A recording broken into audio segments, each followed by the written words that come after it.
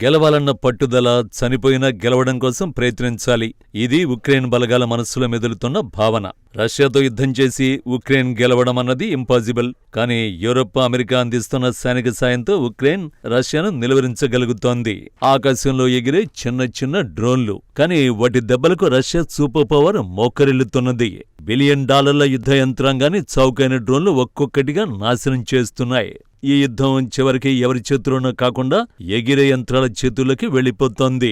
తాజాగా ఉక్రెయిన్ రష్యాను ఓ ప్రణాళిక ప్రకారం దెబ్బ కొడుతోంది. ఉక్రెయిన్ బలగాలు ఖరీదైన ఆయుధాలను వాడకుండానే టార్గెట్స్ ఫినిష్ చేస్తున్నాయి. చౌకైన డ్రోన్లు, పదునైన నిఘా పరికరాలు ఉపయోగించి రష్యాలోని కీలక వంతెనల్ని ధ్వంసం చేయడం ఇప్పుడు యుద్ధాన్ని కొత్త మలుపు తిప్పింది. రష్యాపై ఉక్రెయిన్ బలగాలు చేసిన దాడి అంతర్జాతీయంగా చర్చనీయాంశమైంది. ఉక్రెయిన్ యుద్ధతంత్రం ఇప్పుడు రష్యాను ఏ విధంగా దెబ్బతీస్తుందోనని ఆ దేశ సైనికులు బెంబేలెత్తిపోతున్నారు. రష్యాలోని బెల్గోరోడ్ ప్రాంతంలో 2 కీలక వంతెనల్ని చౌకైన డ్రోన్లతో ఉక్రెయిన్ నేలమట్టం చేసింది. ఈ వంతెనలో రష్యా సైన్యానికి సరకు, ఆయుధాల సరఫరా ద్వారంగా ఉంది. ఉక్రెయిన్ 58వ ప్రత్యేక మోటరైజ్డ్ ఇన్ఫాంట్రీ బ్రిగేడ్ చౌక డ్రోన్లతో ఖార్కివ్ సరిహద్దు సమీపంలోని వంతెనల్ని పరిశీలించి అటాక్కి వ్యూహరచన చేసింది.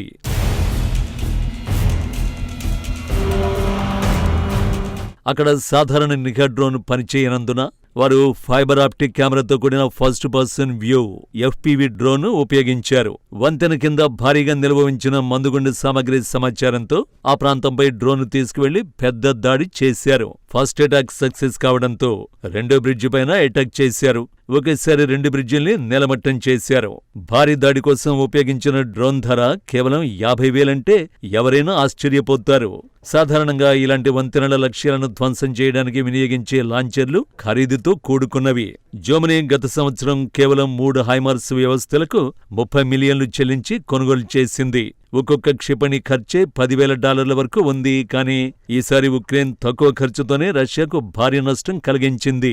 గతంలోనూ ఉక్రెయిన్ చిన్న డ్రోన్లను వాడి రష్యన్ విమానాలను గోప్యంగా ధ్వంసం చేసింది. యుద్ధంలో ఎల్లప్పుడూ ఖరీదైన ఆయుధాలు గెలుపు ఓటములు ప్రభావితం చేయమని స్పష్టం చేస్తోంది. చౌకైన టెక్నాలజీ, పదునైన నిఘా కూడా సమానంగా ప్రభావం చూపుతాయని తాజా దాడితో తేలింది.